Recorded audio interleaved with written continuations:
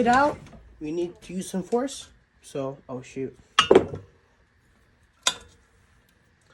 You're gonna need to use you can use a nail that's smaller than it. And just, okay, it got out. So, it wasn't jammed. You gotta push it off a little bit. But there it is. Just punch it out, make sure it just doesn't hit that little wall right there. That's what the problem. Just twist it a little bit and then hit it out. 19 for the flywheel. You do need to take it off. 8mm.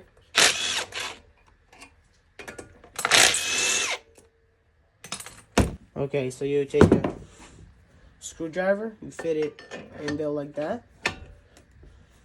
Right here, and you apply pressure onto the flywheel, and you hit this bolt right here.